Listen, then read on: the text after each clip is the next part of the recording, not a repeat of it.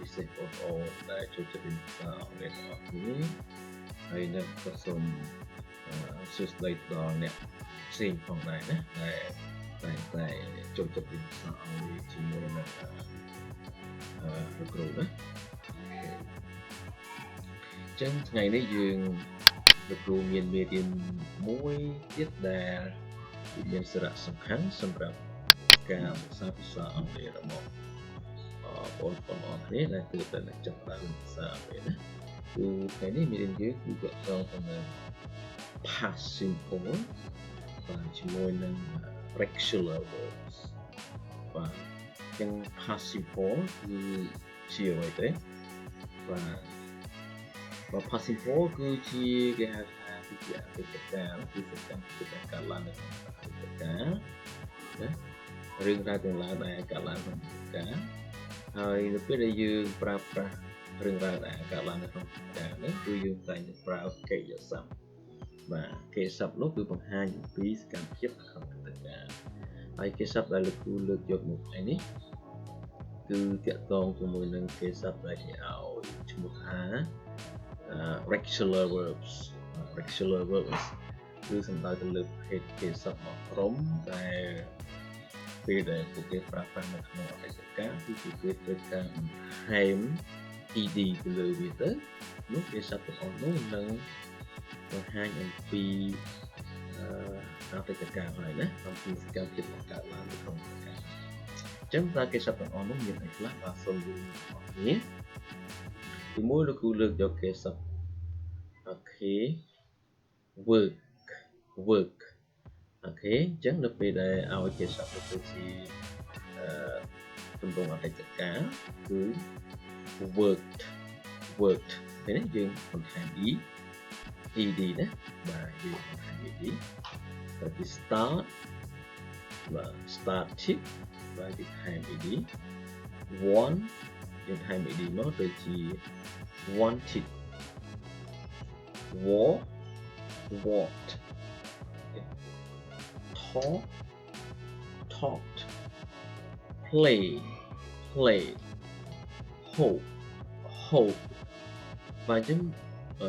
គឺបកប្រែកឲ្យណាគឺ work នេះគឺយើងបកថាធ្វើការ start គឺចាប់ផ្ដើម want ចង់បាន walk ដើរ talk ជជែកគ្នា play លេងនិងកិច្ចសព្ទចុងក្រោយគេគឺ hope គឺបកថាសង្ឃឹមបាទនេះគឺជាប្រភេទ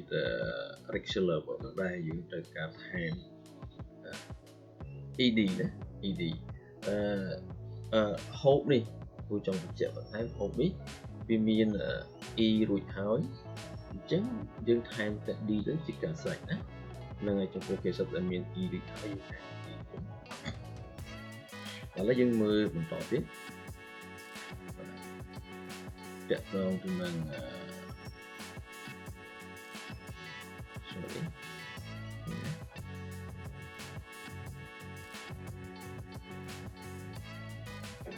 បាទគេស្គាល់បន្តទៀតគឺទៅលើ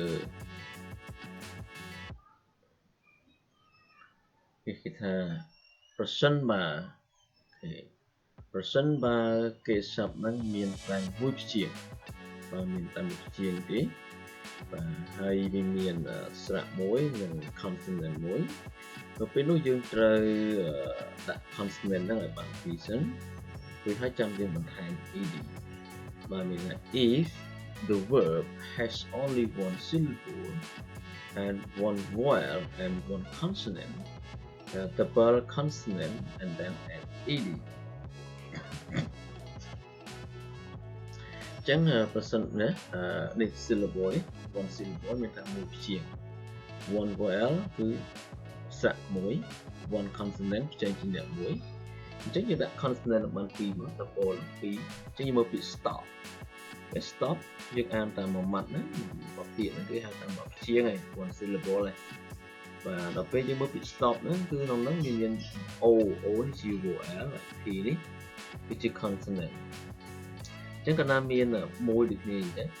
បាទអញ្ចឹងនៅពេលដែលយើងចង់បំលែងវាជា past simple ធ្វើវិញជា past simple យើងទៅថែ bd ប៉ុន្តែមុនថែ bd យើងត្រូវដាក់អក្សរ p នេះជា consonant បានពីរសិនណាវាជា stopped បើយើងមិនអាន stop pit ទេយើងអាន stopped បាទអញ្ចឹងលើកនៅលើវីដេអូលើក្រោយលោកគ្រូនឹងបង្ហាញពីរបៀបការបញ្ចេញសំឡេងណា pronunciation និងការថែ ed មួយទៀតគឺ plan ដូចជា plan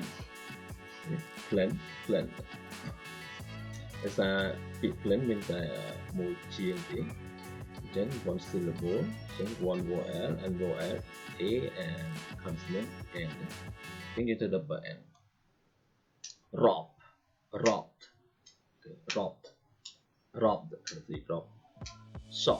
shop អូខេ double consonant ណាអូខេអញ្ចឹងយើងមើលពាក្យ stop បាទអញ្ចឹងពាក្យ stop របស់យើងនេះយើងមកថាឈប់ឃើញទេដូចយើងដូចជាអតីតកាលគឺយើងថែម ed វាណាមួយទៀត plan បាទ plan នេះគឺយើងបកថាមានផែនការណាគឺមានគោលការណ៍គេ rob ហ្នឹងគឺប្លន់យករបស់បកពីចំណែកឯ shop នេះគឺយើងបកថាយំសឹកសួរណាយំសឹកសួរបាទនៅក្នុងណានេះគឺជារបៀបក្នុងការបន្ថែម ed ទៅលើ verb ដែលគេប្រើប្រាស់នៅក្នុង past simple គឺប្រើប្រាស់នៅក្នុងអតីតកាលបាទលក្ខខណ្ឌមួយទៀតគឺ a verb that ends in a consonant plus y so we have to change y to ied អញ្ចឹងគេថាបើសិនជាកិច្ចសព្ទនឹងវាបញ្ចប់ដោយ consonant មានផ្សេងជំនះបូកជាមួយ y គឺបដូរ y ទៅជា ied ឧទាហរណ៍ដល់ពាក្យ study ឃើញទេ study នេះគឺបញ្ចប់ដោយ consonant របស់វាគឺ d អានេះគឺ y អញ្ចឹងយើងមុននឹងបន្ថែម ed យើងបដូរវាទៅជា i ទៅឬបដូរ i ជា i ទៅហើយថែម ed ទៅជា study ឃើញទេនេះ study ណាដែលគឺ highlight ពណ៌ក្រហមហ្នឹង carry ទៅជា carried ដែលសារ r នេះគឺជា consonant នៃ y អញ្ចឹងយើងបដូរទៅជា ied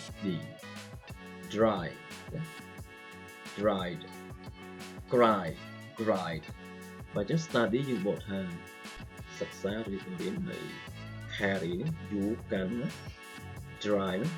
ហាលឬក៏ធ្វើឲ្យស្ងួត cry នេះគឺយំណាអូខេអញ្ចឹងលក្ខខណ្ឌមួយទៀតក្នុងការថែ ed ដែរគឺគេថា if a verb end in a vowel plus y don't change and add ed ណាចឹងបើសិនជាគេសព្ទមួយនឹងបញ្ចប់ដោយមានស្រៈមួយបើ vowel ស្រៈមួយបូកជាមួយ y នៅពេលនោះយើងអត់បដូរ y ទេយើងថែមទៅ ed ទេបាទដូចជា stay play enjoy employ តែឃើញ a គឺជា vowel y អញ្ចឹងមិនដូរ y ទេណាយើងថែមទៅ ed ទៅអូខេដូចគ្នាទាំងអស់ចឹងគឺ vowel ចឹង a ហ្នឹងឯង o នេះគឺ y អញ្ចឹងសុទ្ធតែជាvowel គឺជាស្រៈដែលយើងបូកជាមួយ y យើងថែមទៅ ed តែម្ដងអញ្ចឹងលោកគ្រូបកប្រែឲ្យគឺពាក្យ stay យើងបកថាស្នាក់នៅ play លេង enjoy ពេញចិត្តឬក៏រីករាយemploy ធ្វើការឬក៏ជួលណាបាទអញ្ចឹងមេរៀនរបស់លោកគ្រូថ្ងៃនេះគឺមានតែប៉ុណ្្នឹងទេសម្រាប់ការរៀនភាសាអង់គ្លេសរបស់ថ្ងៃនេះគឺការថែម ed ណាគឺទៅលើគេសព្ទដើម្បីយើងប្រើប្រាស់នៅក្នុង past simple គឺសកម្មភាពកើតឡើងនៅក្នុងអតីតកាលអញ្ចឹងបើសិនអស់គ្នាមានសំណួរអាចសួរលោកគ្រូបានណាអូខេអញ្ចឹងសូមអរគុណសូមជម្រាបលា